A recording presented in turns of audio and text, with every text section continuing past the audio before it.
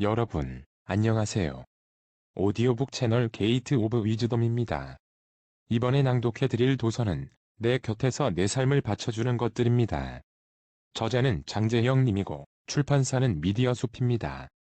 지은이에 대해 간략하게 설명드리겠습니다. 장재영 님은 원목 주방용품 장수 코리아의 대표입니다. 인문학과 자기계발 분야의 책을 꾸준히 읽으면서 사업체를 성공적으로 운영해왔습니다. 한 달에 책을 50여 권 넘게 읽는 독서가이며 애서가이자 서평가이기도 합니다. 현재 인스타그램에서 장 작가의 고잉 비욘드 인문학 살롱 독서 모임을 운영하면서 인문학 전도사로 활약하고 있습니다. 고전 문학, 동서양 철학, 그리고 역사에서부터 서양 미술에 이르기까지 다양한 분야의 책을 끊임없이 읽고 지적 탐구한 그 결과물 가운데 하나가 바로 내 곁에서 내 삶을 바쳐주는 것들입니다. 저서로는 마흔의 공허함, 그리스 로마 신화를 읽다 등이 있습니다. 이 도서는 삶의 여정에 따라 총 6장으로 구성되어 있습니다. 감수성, 사랑, 욕망, 삶과 죽음 그리고 깨달음이라는 큰 틀 안에서 28편의 고전 문학의 인문학적 해석을 덧붙인 책입니다. 28편의 고전 문학을 다 낭독해 드릴 수는 없고 여러분들에게 잘 알려진 작품 4편을 발췌하여 낭독해 드리겠습니다. 헤르만 헤세 데미안. 한 사람 한 사람의 삶은 자기 자신에게로 이르는 길이다. 길의 추구, 오솔길의 감시다. 일찍이 그 어떤 사람도 자기 자신이 되어본 적은 없었다. 그럼에도 누구나 자기 자신이 되려고 노력한다. 어떤 사람은 모호하게, 어떤 사람은 보다 투명하게, 누구나 그 나름대로 힘껏 노력한다. 헤르만 헤세는 그의 대표작 데미안 서문에서 우리의 삶은 자기 자신에게로 이루는 길이라고 말한다. 모든 인간의 삶은 그 자체가 자신을 찾아가는 길이고 그 길을 가려는 시도이며 각자 최선을 다해 자신의 본 모습을 찾으려는 노력 그 자체라는 것이다. 즉, 데미안은 인간이 자신의 삶 속에서 온전한 모습을 찾아가는 과정을 그리고 있다. 그렇다면 자기의 온전한 모습, 다시 말해 본 모습을 찾아간다는 것은 어떤 의미일까? 우리는 돈, 건강, 가족, 사랑, 자유 그리고 삶 자체마저도 잃어버릴 수 있다. 하지만 살면서 가장 힘겨운 상황에 부딪힐 때 자신의 내면으로 뛰어들어야 강력한 내면의 힘을 발휘할 수 있다. 내 곁에서 내 삶을 안정적으로 받쳐주던 것들이 흔들릴 때 비로소 우리는 더욱 성장한다. 한 해가 지나 다시 봄이 오고 여름이 돌아오면 갖가지 화려한 꽃과 식물들이 피어나는 나만의 정원을 가꾸어 보자. 그곳에서 슬픔의 위안을 받을 수 있고 힘든 내 영혼이 쉴 수 있는 은신처가 될 것이다. 그들은 내 안에 함께 살고 있으며 그들은 나를 지탱해주는 믿을 만한 존재이다. 누구나 한 번쯤 들어봤을 법한 시는 죽었다라는 말은 철학자 니체의 유명한 아포리즘이다. 하지만 영원성을 상징하는 신이 죽었다는 말은 오늘날 우리에게 그렇게 충격적이지만은 않다. 영적 가치보다는 물질적 가치를 중요시하는 시대에 가장 중요한 것은 이미 신이 아니라 물질이기 때문이다. 사실 목표도 없이 방황하던 시절에는 막연히 돈 좀 벌고 성공 좀 하면 삶이 나아질 줄 알았다. 하지만 어느 정도 남부럽지 않은 성공을 이뤘고 돈도 벌었지만 누군가 왜 사냐고 묻는다면 딱히 대답하기 힘들다. 또한 젊은 시절 내게 주어진 행운과 성공의 기회를 놓쳐버린 후 끊임없이 추락의 길을 걷기도 했다. 돈으로 다 되는 물질 만능주의 속에서 우리의 삶은 왠지 공허하다. 빠르고 정신없이 돌아가는 삶 속에서 자신의 삶과 야망, 그리고 영혼조차도 송두리째 타들어가 남은 것은 타다 남은 슬픔과 고뇌의 재뿐이다. 가끔은 자신의 꿈을 잃어버려서 꿈 자체가 없어서 삶이 허무하다고 느낀다. 그래서 무언가 이루려고 꿈을 계속 따라가다 보면 어느 순간 허무주의의 늪에 빠져버린 자기 자신을 발견한다. 이 시대의 허무주의를 예견했던 니체는 그의 저서 차라투스트라는 이렇게 말했다에서 다음과 같이 말하며 허무주의를 극복하는 방을 제시한다. 나 너희에게 위버맨 쉬를 가르치노라. 사람은 극복되어야 할 그 무엇이다. 너희는 사람을 극복하기 위해 무엇을 했는가? 위버맨시가 대지의 뜻이다. 너희 의지로 하여금 말하도록 하라. 위버맨시가 대지의 뜻이 되어야 한다고. 니체는 신이 죽었다고 말하면서 위버맨시, 즉 초인이 되어야 한다고 말한다. 니체가 말한 초인은 신이 죽은 세상에서도 당당하게 살아가는 인간상이다. 니체는 극복하려는 의지에 따라 인간을 초인과 인간말 중 두 부류로 나눈다. 즉, 초인은 힘의 의지를 바탕으로 자기 극복을 위해 기존의 모든 관습과 굴레를 벗어나 자유로운 정신을 가지게 된 존재이다. 반면에 인간 말종은 대지 위에 있는 벼룩과 같아서 자신을 극복하려는 의지가 없는 경멸스러운 존재인 최후의 인간을 말한다. 따라서 그는 차라투스트라의 입을 빌려 진정한 의미의 자기 자신이 되려면 거짓된 자기 자신을 극복해야 한다. 고 말한다. 우리는 자신의 약점이나 자신이 겪은 고통과 시련까지도 자기 발전의 계기로 승화시킬 줄 아는 초인이 되도록 노력해야 한다는 것이다. 그렇다면 초인이 되는 것이 바로 해세가 말한 자기 자신에게로 이루는 길이 아닐까?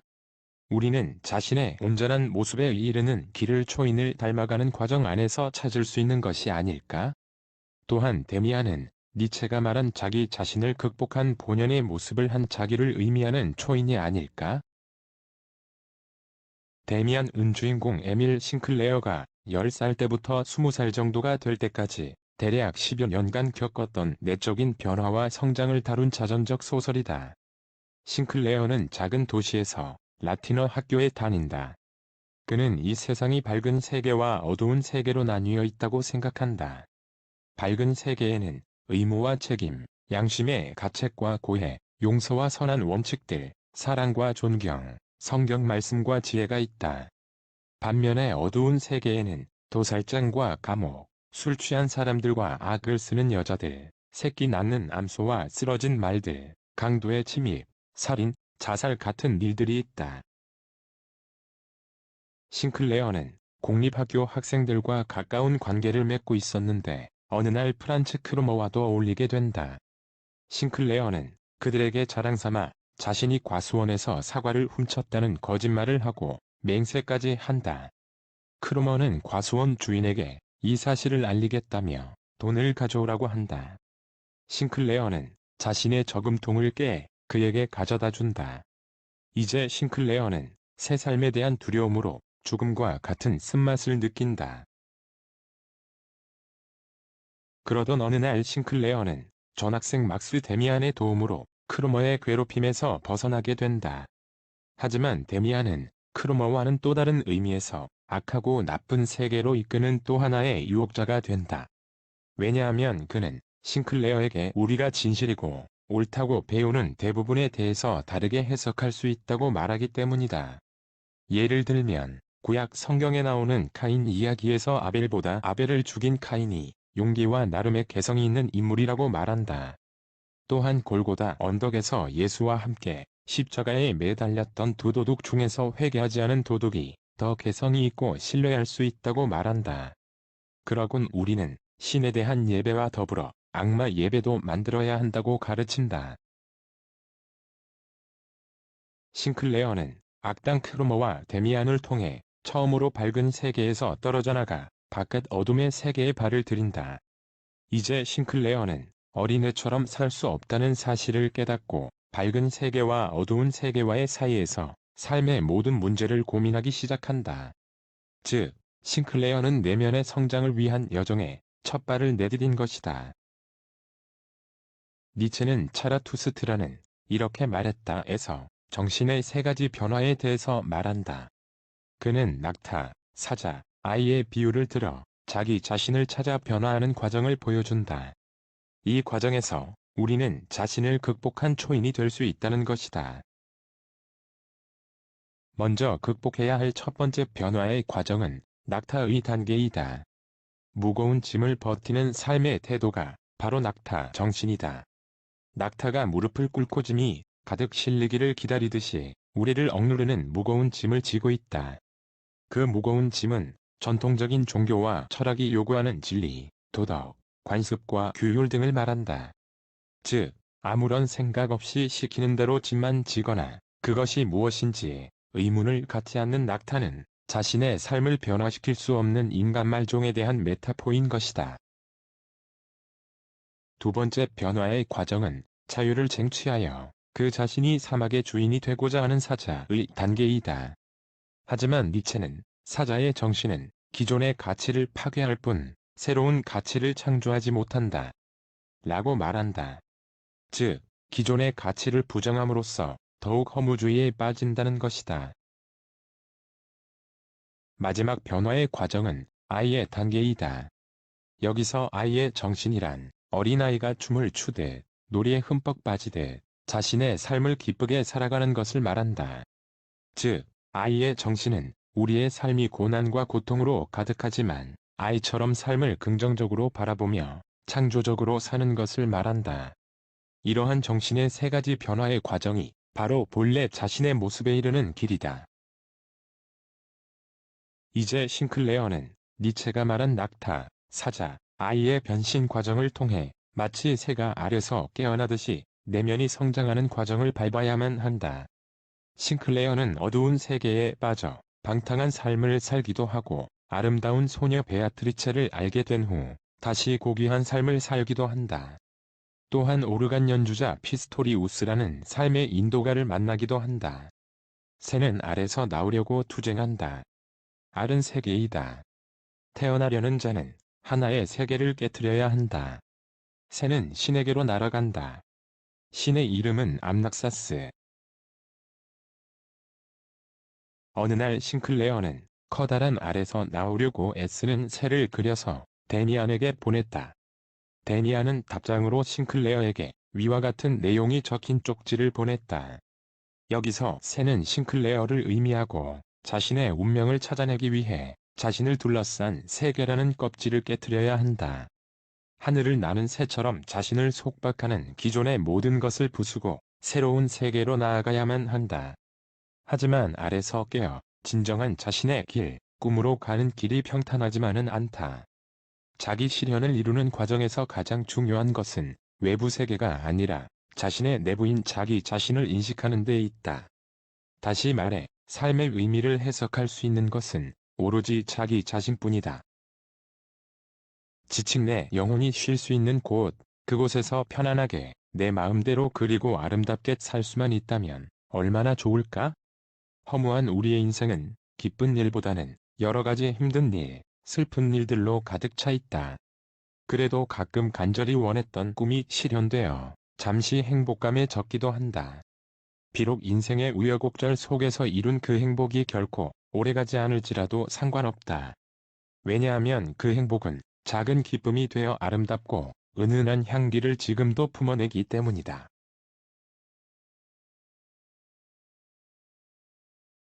싱클레어에게 데미안의 어머니인 에바 부인은 지친 영혼이 쉴 수 있는 꿈속에서도 그토록 그리워하던 여성이었다. 에바 부인을 만났을 때 싱클레어는 걷잡을 수 없는 눈물을 흘렸다. 슬픔과 고뇌로 가득해 죽고 싶었던 지난 10여 년간의 자신의 삶을 돌아보면서 울음을 참지 못했던 것이다.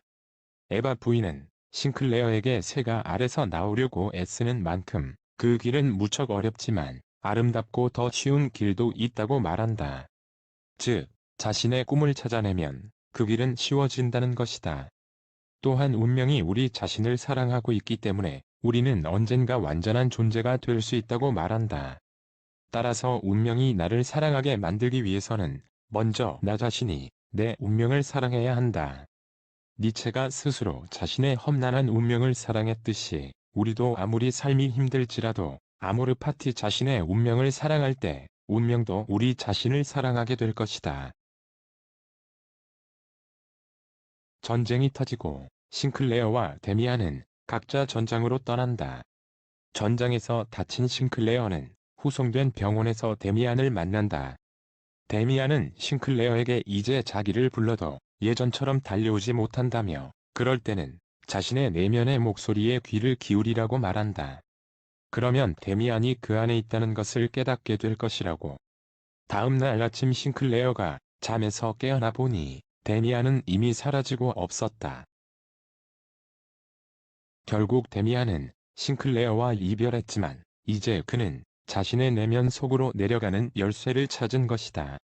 이따금 그 열쇠로 내면의 문을 열고 완전히 자신 속으로 들어가 어두운 거울 속으로 몸을 숙이기만 하면 자신을 볼 수 있었다. 이제 싱클레어는 친구이자 인도자인 데미안과 완전히 닮아 있었다. 그리하여 싱클레어는 밝은 세계와 어두운 세계를 모두 이해하고 온전한 자신의 모습인 초인이 되는 길목에 첫 발을 내딛게 된 것이다.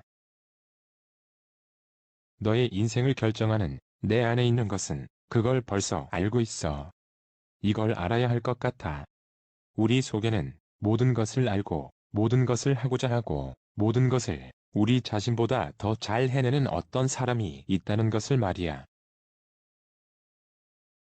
데미안이 싱클레어에게 이같이 말한 것처럼 우리는 내 안에 또 다른 나 자신을 찾기 위해 죽는 날까지 성장을 멈춰서는 안 된다.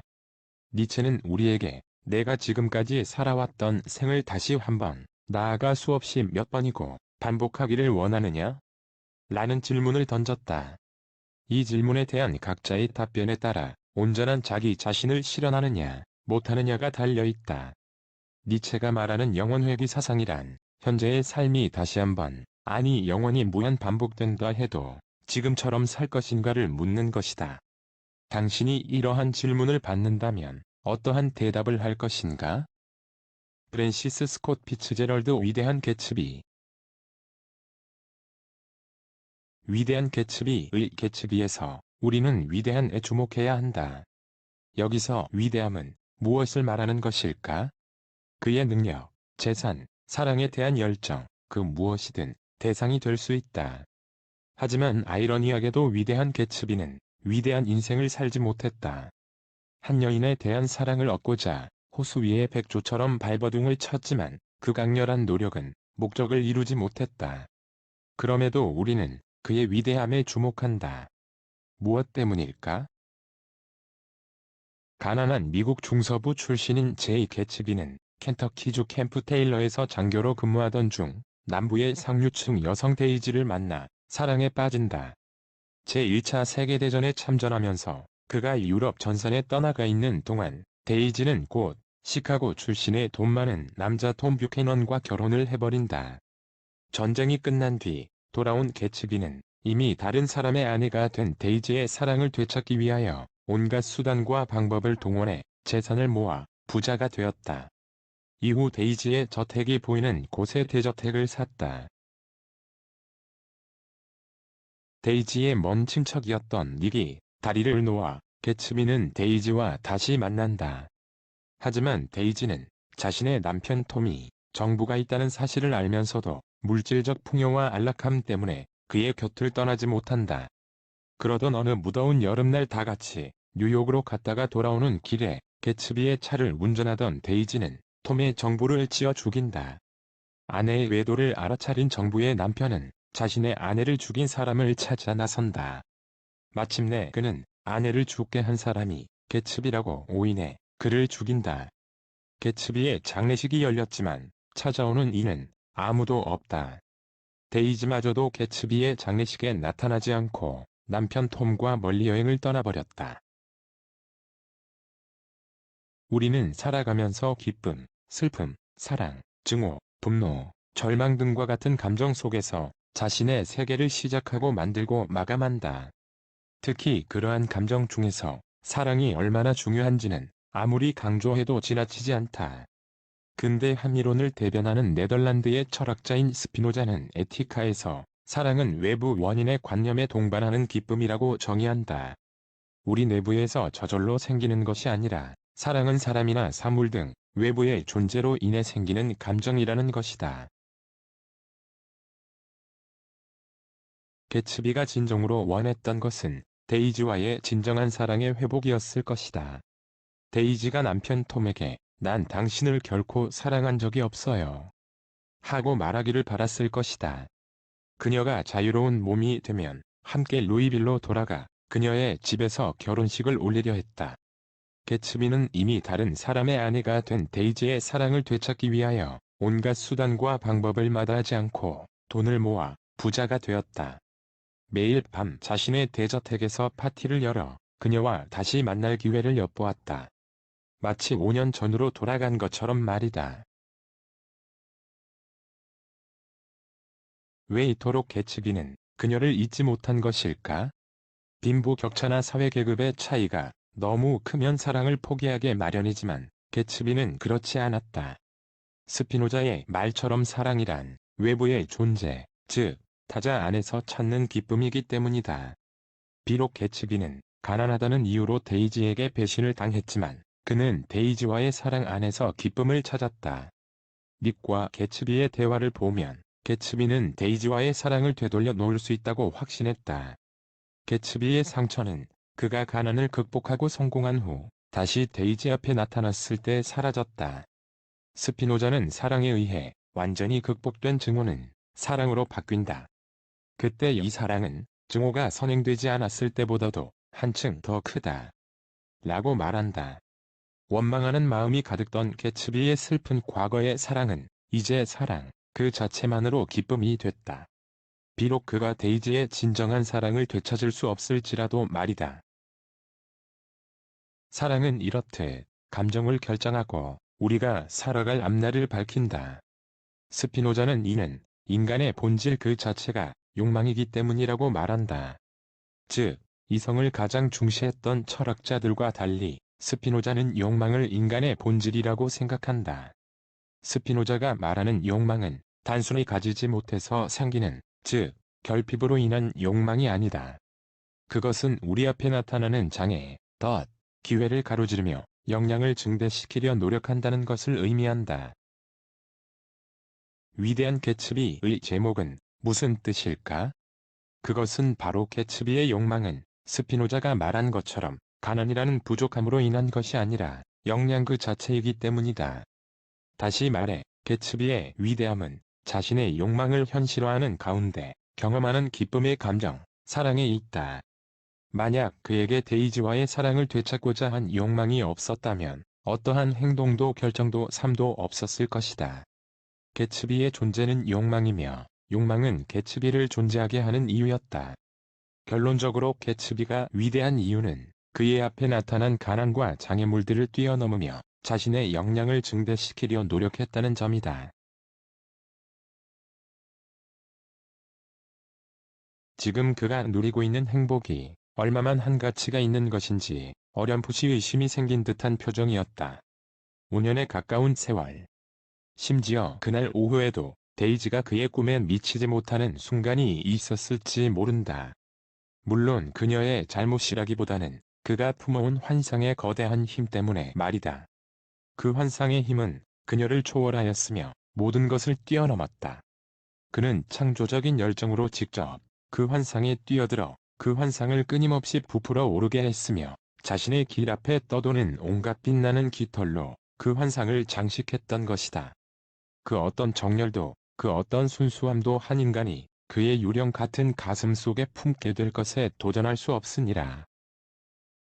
알랭 바디오는 참된 삶에서 삶을 향한 문턱이라는 과도기를 살아가는 젊은이들에게는 두 가지 내부의 적이 있다고 말한다.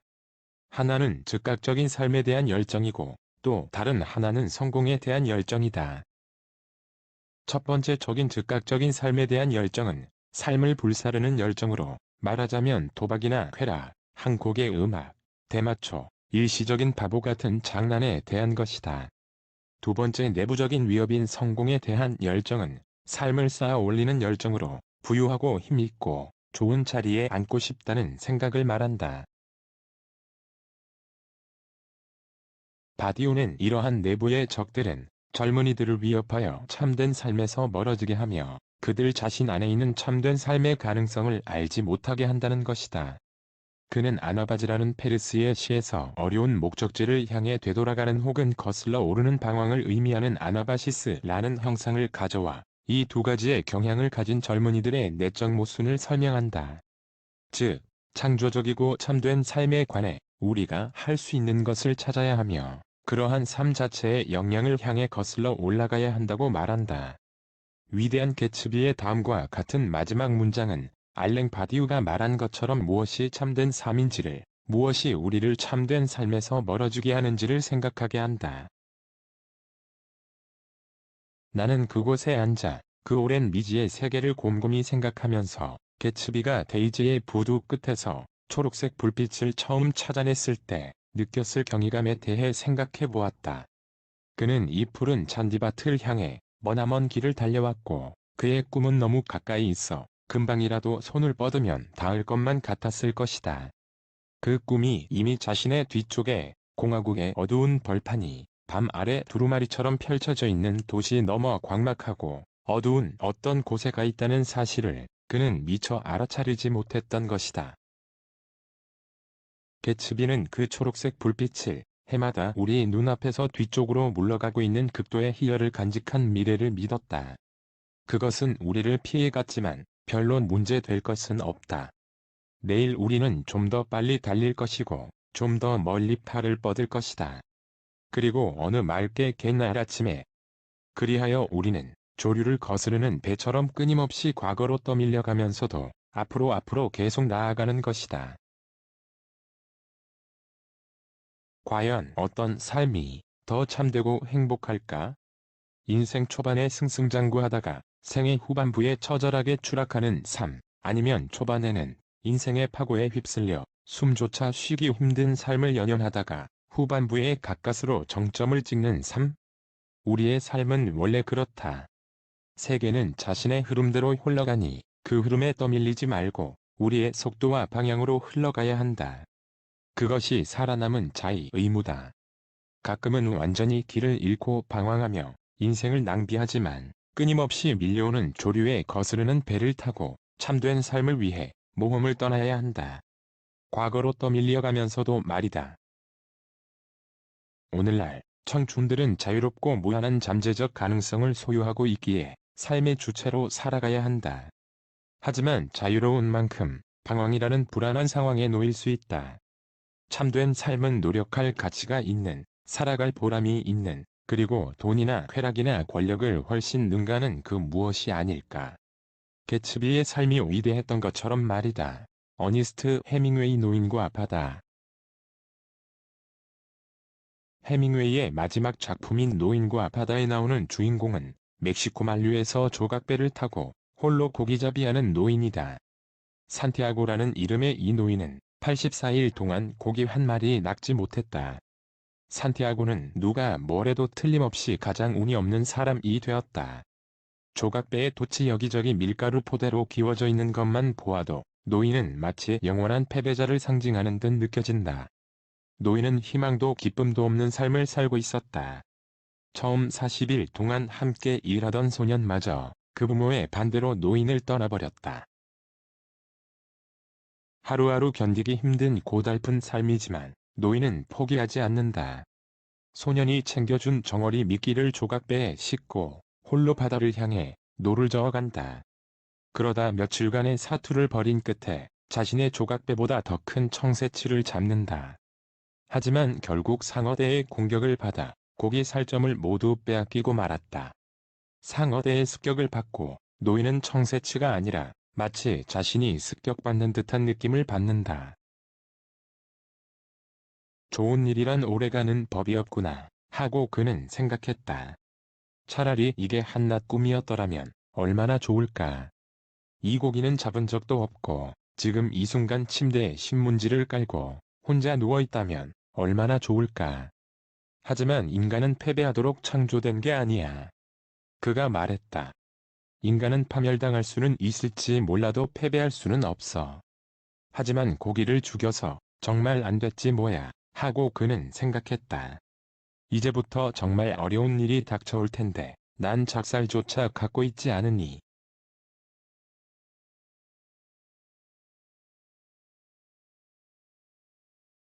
인간은 파멸당할 수는 있을지 몰라도 패배할 수는 없어. 라는 문장은 노인과 바다를 대표하는 가장 의미심장한 말이다. 사실 파멸과 패배의 의미를 이해하기가 쉽지는 않다. 사전적으로 파멸은 파괴되고 없어짐이고 패배는 겨루어서 짐이란 뜻이다. 그렇다면 위 문장은 인간은 파괴되고 없어질 수는 있을지 몰라도 겨루어질 수는 없다는 뜻이다. 노인과 바다라는 제목에서 알 수 있듯이 노인은 우리 인간을, 바다는 우리가 살아가는 이 세상을 의미한다. 다시 말해 우리 인간은 드넓은 바다라는 세상에서 청새치라는 삶의 목표를 잡기 위해 고난과 역경을 이겨내야 할 운명이다. 노인이 항구로 돌아왔을 때 자신의 조각배 고물 뒤쪽에 매달린 고기는 상어대의 살점을 모두 뜯겨 앙상하게 뼈만 남은 상태였다. 노인은 소년에게 다음과 같이 자신의 패배를 인정했다. 그놈들한테 내가 졌어. 마눌린 놈들한테 내가 완전히 지고 만 거야. 노인이 말했다. 할아버지가 고기한테 지친 개 아니에요. 고기한테 지친 개 아니라고요. 그렇지, 정말 그래. 내가 진 건 그 뒤였어. 소년은 노인에게 패배한 게 아니라고 2번씩이나 말하면서 노인을 위로한다. 그런데 해밍웨이는 이 작품을 통해 왜 인간은 파멸당할 수는 있지만 절대로 패배할 수는 없다고 말한 것일까? 우리의 삶은 죽음을 전제하기 때문에 결국 미래 언젠가 파멸할 운명을 타고났다. 인간은 누구나 파괴되고 언젠가는 없어질 존재이기에 삶은 허무함 그 자체다. 인간의 존재의 허무성에 대해 독일의 염세주의 철학자인 쇼펜하우어는 이렇게 말했다. 존재의 허무성은 존재의 형태 속에 스스로 나타나 있다. 즉, 존재의 허무성은 육체를 지닌 개체의 유한성과 대조를 이루는 시간과 공간의 무한성 속에 현실성의 유일한 형태인 재빨리 사라져버리는 현재 속에 모든 사물의 상호 의존성과 상대성 속에 존속이 없는 끊임없는 변화 속에 만족이 없는 끊임없는 욕망 속에 인생을 이루고 있는 노고의 끊임없는 좌절 속에 스스로 나타나 있다. 시간과 공간은 무한하지만 육체를 지닌 우리 인간은 언젠가 죽음을 맞이할 수밖에 없는 유한한 존재다. 또한 끝없는 변화 속에서 영원한 것을 찾을 수 없다. 현재에 만족하지 못하고 끊임없이 솟아오르는 욕망을 달성하기 위해 노력하지만 결국 인간은 절망에 빠질 수밖에 없다. 쇼펜하우어는 이렇게 좌절하는 삶 속에서 존재의 허무성이 나타난다고 말한다. 누구나 영원히 살 것처럼 생각하며 산다. 항상 보다 좋은 것을 꿈꾸며 살기도 하고 동시에 과거에 놓쳐버린 것들에 대해 후회와 고통 속에 살기도 한다. 하지만 우리 인생은 지금 말하는 순간 영원히 과거 속으로 흘러가 버린다. 생존을 위해, 살기 위해 발버둥을 치다가 결국 대부분 자신의 삶을 즐기지도 못한 채 공허한 삶만 살다가 생을 마감한다. 그래서 쇼펜하우어는 인간의 생애는 희망에 의해 끊임없이 기만당하면서 죽음의 품속으로 뛰어드는 말한다. 우리의 삶이 슬픈 것은 결국 시간에 얽매인 삶을 살기 때문이다. 그럼에도 불구하고 절대로 자신의 고통스러운 삶과 겨루해서 무릎을 꿇어서는 안 되는 존재라는 것을 해밍웨이는 말하고 있다. 왜 우리는 어차피 죽음에 이르는 유한한 삶을 살면서 닿을 수 없을 것 같이 요원한 희망을 좇는 것일까? 대개 길을 잃거나 막다른 길에 다다랐다는 생각이 들 때 우리는 무엇을 해야 할지 모른다. 삶에 갇힌 것처럼 느껴질 때 우리는 어떻게 해야 할까? 여기서 쇼펜하우어의 염세주의 철학이 떠오른다. 염세주의 철학이 지향하는 가장 궁극적인 목표가 바로 생의지의 부정이다. 왜 쇼펜하우어는 우리에게 생의 의지를 부정하라고 말하는 것일까? 그것은 바닷물 속에 빠졌을 때 허우적거리기보다 차라리 힘을 빼고 바닥에 닿아야 다시 떠오를 수 있는 것과 같지 않을까? 고뇌와 고통스러운 현실의 삶 속에서 살고자 하는 의지가 강할수록 그 고통은 더 커지는 것을 알 수 있다. 이럴 때 모든 것을 내려놓고 체념의 상태에 도달할 때 마음이 더 편안해지고 평정을 되찾을 수 있다. 결국 생의 의지를 부정하는 순수한 의지는 자신의 삶에 연연하지 않고 조용한 상태에 머물 수 있는 상태를 말한다. 이는 불교의 가르침으로 말하면 해탈의 경지에 이르는 것이다. 우리는 쇼펜하우어의 철학이 깨달음의 철학임을 알 수 있다. 사람들 대부분은 죽음에 이르러 자신의 생애를 되돌아보고 참으로 허무하게 살아왔음을 뒤늦게 후회한다. 아마도 노인 역시 죽을 만큼의 고통을 겪으며 청새치를 낚았지만 결국 남아있는 것이 마치 노인의 폐부를 찌를 듯이 날카로운 가시뿐임의 허탈함을 느꼈을 것이다. 하지만 노인은 이를 패배라고 생각하지 않는다. 그리고 바다로부터 피와 살을 죄다 뜯긴 채 오두막으로 돌아온 뒤 배에서 꾸벅꾸벅 졸 때마다 꾸고 싶어 했던 사자의 꿈을 꾼다. 이 꿈은 일종의 암시와 같다. 이미 운이 다하고 힘을 잃은 노인이지만 그가 가진 정신과 인생에 대한 열정만큼은 사자처럼 강렬하고 용맹스럽다는 것. 인간은 파멸당할지언정 패배하지 않는다는 것. 우리 역시 노인처럼 남은 삶을 깨닫는 삶으로 바꾸고 싶어 한다. 이대로 인생 무상을 되뇌이며 시간이 흘러가는 대로 남은 생을 살고 싶지는 않다. 그렇다면 우리는 무엇을 해야 할까? 이번 생을 잘 사느냐, 못 사느냐는 무엇에 달려있는 것일까? 관건은 어떻게 생의 의지를 부정하고 순수 의지로 삶을 계획하느냐에 있다. 리처드 바크의 갈매기의 꿈에는 가장 높이 나는 갈매기가 가장 멀리 본다는 유명한 격언이 나온다. 주인공 갈매기인 조나단 리빙스턴은 삶을 바라보는 태도가 다른 갈매기와 남달랐다. 대개의 갈매기에게 중요한 것은 비행이 아니었다. 그들에게 비행이란 단지 먹이를 찾는 수단일 뿐이었다. 하루하루 먹고 살기 위해 치열한 생의 의지를 불태우지만 허탕을 치는 날들이 많았고 그런 일을 겪은 갈매기들은 쉽게 지쳐갔다. 하지만 조나단에게 중요한 것은 먹이가 아니라 비행이었다. 순수한 의지로 삶을 계획한 조나단은 무엇보다도 멋지게 비행하기를 좋아했다. 조나단은 완벽하고 한계가 없는 갈매기가 되기 위해 매일 해 뜨기 전부터 한밤중까지 혹독하게 비행을 수련했다. 그가 동료 갈매기들 무리에서 떠나 여생을 홀로 보냈지만 그가 슬픈 것은 고독 때문이 아니었다. 다른 갈매기들이 조나단의 멋진 비행 수련에 공감해주지 않았기 때문이다. 그들에게 있어 날개란 단지 먹이를 찾고 먹이로 인한 다툼이 일어날 때 사용하는 수단일 뿐이었다. 일상의 사사로운 사건들에 연연하다가 정작 아무것도 깨닫지 못한 채 살아갈 것인가? 중요한 것은 이번 생을 잘 사느냐, 못 사느냐가 무엇에 달려있는지에 대한 해답을 찾아내야 한다. 인생의 허무함을 깨닫는 자만이 그 허무함을 극복할 수 있다. 오늘이 살면서 최악의 날일 수도 있다. 어쩌면 내일은 오늘보다 더 나쁠지도 모른다. 하지만 머나먼 목적지를 향해 항해하는 배처럼 우리의 인생은 오로지 전진만 있다.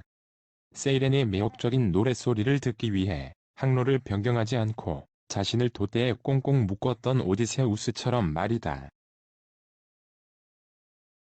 삶은 따뜻한 봄날의 꾸는 꿈이고 죽음은 그 꿈에서 깨어나 깨달음을 얻는 순간일지도 모른다. 내가 다른 무엇보다도 특별한 존재라고 생각하는 것 자체가 헛된 것인지도 모른다. 드넓은 인생이라는 바다에서 오늘도 나는 절망하지 않은 채 하루하루 살아간다. 쇼펜하우어는 삶은 고통으로 적당히 거리를 두고 바라보라고 한다. 다시 말해, 우리 인생의 광경들은 가까이에서 보면 마치 아무런 인상도 주지 못하는 거친 모자이크 그림과 같으므로 그것들이 아름답다는 것을 깨닫기 위해서는 멀리 떨어져 바라보아야 한다는 것이다. 눈앞에 보이는 물질적인 것들에만 매달리지 말고 눈에 보이지 않는 내면의 꿈과 이상을 향해 더 높이 비행하며 살아가자. 눈앞의 이익만 추구하며 아웅다웅 살지 말고 가장 높은 경지로 날아가 고결한 존재가 되어보자. 삶에서 가장 중요한 것은 남들이 나의 결심을 비웃고 경멸할지라도 꿋꿋하게 자신이 원하는 삶을 살겠다는 내면에서 나오는 의지에 있다. 그런 의미에서 노인과 바다의 마지막 부분은 우리에게 깊은 울림을 준다. 노인은 바다에 죄다 뜯긴 청새치 시체를 매달고 오두막으로 돌아와 깊은 잠에 빠진다. 소년 마놀리는 다른 어부들에게 그를 깨우지 않도록 당부하고 그가 깨어나면 바로 먹을 수 있도록 커피와 음식을 준비한다. 그리고 노인이 깨어나자 그를 찾기 위해 해안 경비선과 비행기까지 출동했음을 알린다. 노인은 비록 그럴듯한 청새치 사냥엔 실패했을지라도 제대로 된 인생을 살았다고 느꼈을 것이다. 곁에는 늘 응원해주는 소년이 있고 따끈한 커피가 있고 그를 걱정해주는 어부들이 있다. 까짓 청새치쯤이야 뜯겨도 괜찮다. 이 정도면 멋진 인생이 아닐까? 프란츠 카프카 변신. 카프카의 변신은 제목 그대로 주인공 그레고르 잠자가 어느 날 잠에서 깨어났을 때 한 마리 벌레로 변신한 이야기다. 이 작품은 처음부터 마지막까지 한 마리 벌레로 변한 그레고르 잠자에 대한 이야기로 꺼림칙하고 소름 끼치며 슬프고 구역질 나기도 한다. 변신은 벌레로 변한 그레고르를 통해 현대 문명에서 서로 간이 소통과 이해가 단절된 소외된 인간의 고독과 실존의 모습을 보여주는 작품이다. 그레고르 잠자는 어느 날 아침에 불안한 꿈에서 깨어났을 때 자신이 잠자리 속에서 한 마리의 흉측한 해충으로 변해 있음을 발견했다. 그는 장갑차처럼 딱딱한 등을 대고 벌렁 누워 있었는데 고개를 약간 들자 활 모양의 각질로 나뉘어진 불룩한 갈색 배가 보였고 그 위에 이불이 금방 미끄러져 떨어질 때 간신히 걸려 있었다. 그의 다른 부분의 크기와 비교해 볼 때 형편없이 가느다란 여러 개의 다리가 눈앞에 맥없이 허우적거리고 있었다. 어찌된 셈일까? 하고 그는 생각했다. 꿈은 아니었다. 벌레로 변한 그레고르는 아버지가 던진 사과에 심한 상처를 입는다. 그 후 서서히 죽어가는 모습은 가족의 진정한 의미에 대해서 다시 한번 생각하게 한다. 가족이란 무엇일까? 독일의 철학자인 헤겔은 법철학에서 가족은 정신의 직접적 실체성으로서 사랑이라는 감정상의 통일을 기초로 성립된다고 말한다. 즉, 가족 간이 사랑을 통해 나와 타자의 일체성을 의식하는 것이다. 헤겔은 가족을 완성하는 첫 번째 측면을 결혼이라고 말한다. 남녀가 서로 사랑이라는 감정으로 결혼을 하고 부부 사이의 그 사랑의 완성은 자녀를 통해서 완성된다는 것이다. 하지만 카프카의 변신에서 가족은 어떠한가? 그레고르 잠자는 벌레로 변신하기 전에 외판 사원이었다. 온 식구들의 낭비를 감당할 만큼 많은 돈을 벌었다. 가족들은 그레고르에게 감사했으며 그레고르 또한 부모와 누이에게 그러한 삶을 마련해 줄 수 있다는 데 대해 커다란 자부심을 느꼈다. 하지만 그레고르가 벌레로 변신한 이후 가족들은 생계를 이어가기 위해 각자 일을 해야 했고 일에 지친 가족들은 누구도 그레고르를 더 이상 걱정하거나 돌보지 않았다. 내보내야 해요. 누이 동생이 소리쳤다. 그게 유일한 방법이에요, 아버지. 이게 오빠라는 생각을 버리셔야 해요. 우리가 이렇게 오래 그렇게 믿었다는 것. 그것이야말로 우리의 진짜 불행이에요. 그런데 도대체 이게 어떻게 오빠일 수가 있지요? 만약 이게 오빠였더라면 사람이 이런 동물과 함께 살 수는 없다는 것을 진작에 알아차리고 자기 발로 떠났을 테지요. 그랬더라면 오빠는 없더라도 계속 살아가며 명예롭게 그에 대한 기억을 간직할 수 있을 거예요. 그런데 이렇게 이 동물은 우리를 박해하고 하숙인들을 쫓아내고 분명 집을 독차지하여 우리로 하여금 골목길에서 밤을 지새우게 하려는 거예요. 보세요, 좀, 아버지. 결국 벌레로 변신한 그레고르는 사랑하는 자신의 가족 구성원에서 배제되었다. 사랑의 관계가 끊어져 그들 사이에는 깊게 고랑이 파였다. 더는 헤겔이 말한 것처럼 나와 타자의 일체성을 의식하는 사랑이란 단어는 그들에게 존재하지 않았다. 허우적거리면서 겨우겨우 버티던 그레고르는 자신이 사라져야 한다는 단호한 생각을 한다. 결국 아버지가 집어 던져 등에 박힌 썩은 사과와 함께 서서히 죽어갔다. 아이러니하게도 그는 죽어가면서 자신의 가족들을 감동과 사랑으로 회상한다. 가정부가 죽은 그레고르를 보며 이보세요. 이게 되졌어요. 저기 누워있는데요. 아주 영 되졌다니까요. 라고 말하자 그의 가족들은 이제 우리는 신에게 감사할 수 있겠다. 라고 성호를 끊는다.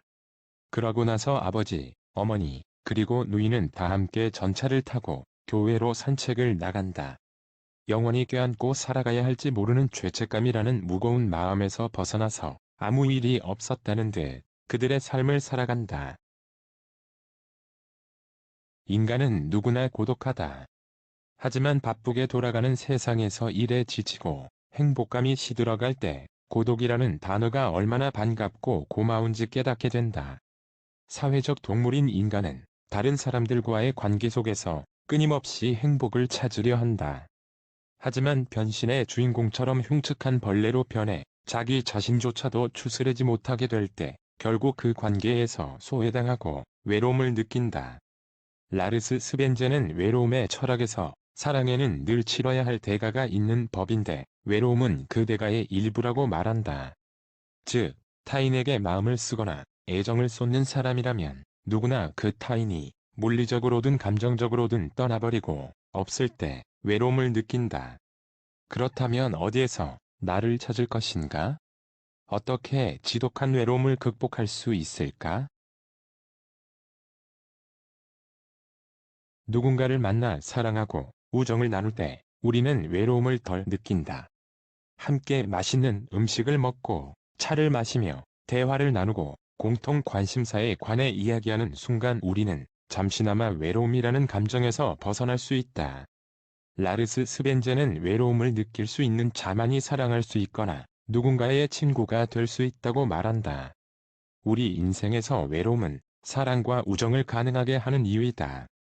나만 외로운 것이 아니란 사실을 알 때 외로움을 견딜 수 있다. 자기 안의 외로움을 떨쳐내고 자연과 함께 고요함 속에 머무는 법을 배움으로써 외로움을 극복할 수 있다. 헨리 데이비드 소로는 월든 호수가 땅에 손수 오두막을 짓고 1845년 7월부터 1847년 9월까지 2년 2개월 2일 동안 자연 속에서의 단순하고 자급자족적인 삶을 살았다. 소로는 홀로 월든 호수로 갔으나 그는 고독하지 않았다고 말한다. 소로는 어떻게 인간의 고독을 극복했을까? 내가 몇 제곱마일에 이르는 인적 드문이 넓은 숲에 사는 이유가 무엇인가? 가장 가까운 이웃도 1마일 밖에 있고 내가 사는 집에서 반 마일 내에 있는 언덕 꼭대기에 올라가야만 인가가 보인다. 뉴잉글랜드 지역에 살지만 아시아나 아프리카 어느 곳이라 해도 무방하다. 나만의 해와 달과 별들이 있는 이 작은 세계는 오롯이 내 것이다. 밤에 집 근처를 지나거나 문을 두드리는 이가 아무도 없기 때문에 마치 내가 이 세상에 존재하는 최초 혹은 최후의 인간처럼 느껴진다. 소로는 결코 외롭다고 느껴본 적도 고독감에 짓눌린 적도 없었다. 다만 숲으로 들어오고 나서 얼마 후 평온하고 건강한 삶을 위해 가까운 곳에 이웃 하나는 있어야 하지 않을까 고민한 적은 있었다. 하지만 가랑비가 내리는 동안 갑자기 자연 속에서 정말 달콤하고 선한 세상을 느꼈고 한없는 친밀감을 느꼈고 이웃이 있었으면 했던 생각이 하찮게 느껴졌다. 생각하거나 일할 때 사람은 늘 혼자다. 우리는 밖에서 수많은 사람에게 둘러싸여 있어도 고독하다. 그래서 소로는 고독은 나와 다른 사람들 사이에 놓인 물리적인 거리가 몇 마일인가로 측정하는 것이 아니라고 말한다. 외로움은 슬픈 감정으로 다가오지만 고독은 그러한 부정적 감정에서 벗어나 있다. 다시 말해, 외로움에는 고통과 괴로움과 같은 부정적인 감정이 있지만 고독은 다양한 감정에 열려있는 상태다. 영국 최고의 지성이자 정신분석의인 앤서니 스톤은 고독의 위로에서 인간의 대부분의 불행은 고독할 줄 모르는 데서 온다고 말한다. 사람은 한평생을 살면서 전혀 다른 두 가지의 충동을 느낀다고 한다. 다른 사람들과 사귀고 사랑을 나누는 등 어떤 방식으로든 사람들과 가까이 지내고 싶다는 충동과 독립적이고 개별적이며 독자적인 삶을 살고 싶다는 또 다른 충동을 지니고 있다는 것이다. 그렇다면 둘 중 어떤 삶이 더 행복한 삶일까?